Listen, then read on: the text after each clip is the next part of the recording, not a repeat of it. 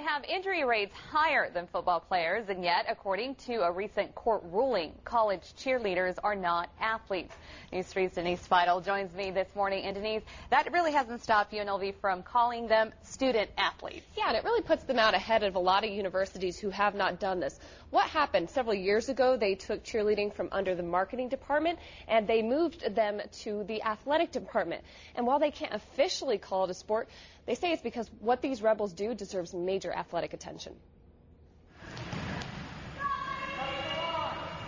Collegiate cheerleaders, like these UNLV rebels, grunt, stunt, and fly, much like any gymnast. And, says senior Brent Little, if you ask a gymnast, how does your body feel at age 18, and that's an old gymnast, they're going to tell you they're beat up. So at the tender age of 18, what's a beat-up gymnast to do? Most of the cheerleaders across the country are former gymnasts. Senior Associate Athletic Director Eric Tolliver says that fact escapes most people, many universities, and so far the NCAA. And the recent federal ruling legally deemed cheerleading too underdeveloped for that designation. Just don't tell that to UNLV cheer coach Nakia Jackson-Hale.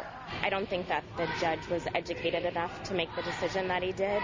And don't tell it to their progressive athletic department. UNLV made the unusual decision several years ago to treat their cheerleaders just like any other student athlete and started requiring cheerleaders to enroll full-time and comply with all student athlete standards. They started functioning a little better as student athletes, started having a little more pride. And more support, including tutoring and full medical care. The only thing that they do not have would be the quote-unquote full-ride scholarship. Neither do 200 other student athletes at UNLV, but there are still shortfalls. We don't get a lot of the funding that a lot of the other athletes do, and we have to do a lot of our own fundraising. And our operating budget is about $175,000 a year. Over $100,000 of that is raised in their rare off hours. But sophomore Mimi Lamb says it matters little to the team, who is here for the love of the sport. You kind of don't know life without it once you've started. We consider what they do athletic, very athletic. And really, that's all they want. The respect.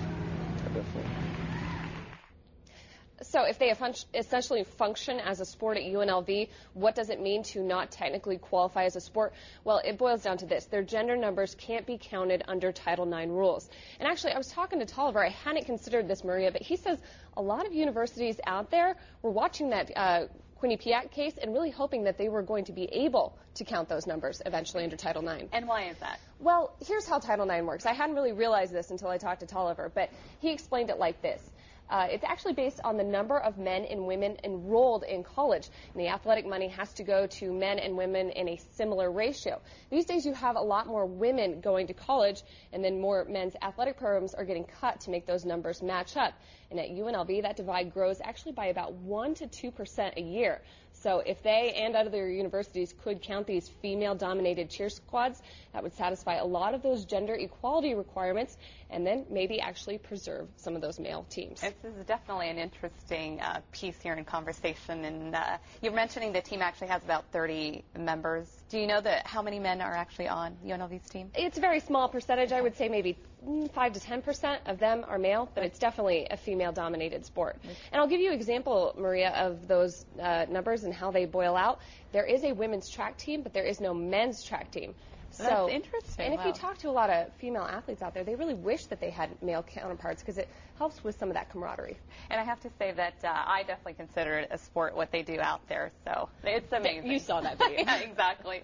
Thanks so much, Janice, for that. And now let's tell you a little bit about when they will be performing. They are performing on September 4th at the home opener against Wisconsin.